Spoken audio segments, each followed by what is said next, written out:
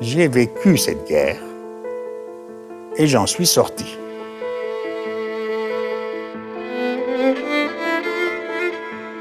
Donc pour moi maintenant, ce sont des souvenirs comme un roman. Pour vous, c'est quelque chose qui n'existe pas puisque vous le lisez dans les livres. Le souvenir de la guerre, oui, bien sûr. Quand on courait dans les rues, les bombardements, on se cachait dans les caves.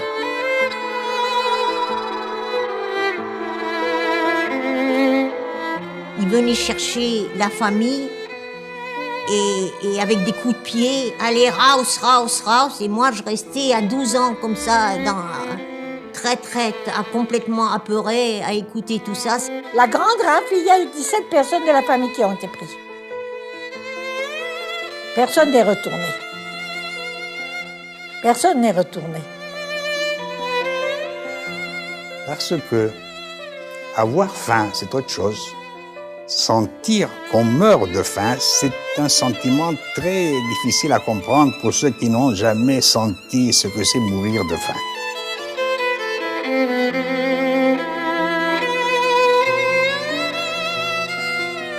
Du moment que t'étais juif, allez, bon pour le camp de concentration, terminé.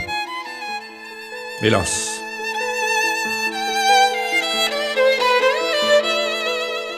Papa et maman me disaient toujours, tu dis jamais, jamais, jamais que t'es juif. Jamais, jamais. Sos turca, sos turca, sos turca.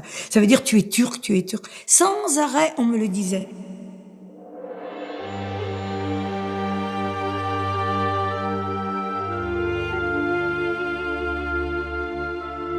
Birçok Türk diplomatları kendi inisiyatiflerini kullanarak bir avuç Yahudi'yi mutlak bir ölümden kurtardılar. Et c'est à ce moment-là, donc, que je crois que c'est à ce moment-là que la Turquie, le gouvernement turc a voulu préserver et sauver ses ressortissants.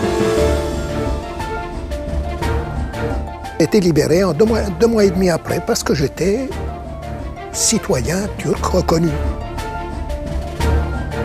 Mais j'ai appris par la suite que maman a été au consulat général et il a été ferme, n'est-ce pas, envers les Allemands. Il a dit ça c'est mon sujet, c'est un Turc reconnu, par conséquent, libérez-le.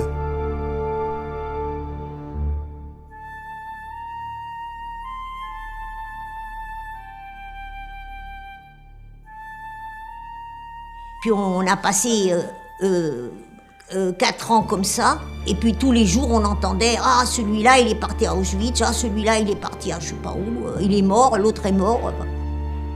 Et à un moment, c'était fin 1943, le consul a dit vous ne serez plus protégés si vous ne rentrez pas en Turquie. Vous devez retourner en Turquie, sinon vous ne serez plus protégés. Donc on a décidé de partir.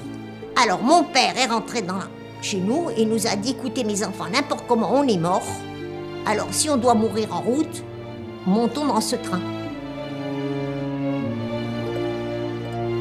Surtout, la sensation que je garde encore à présent, c'est une sensation d'angoisse horrible, de froid intense, de brume. Tout était brumeux, tout était gris et sombre.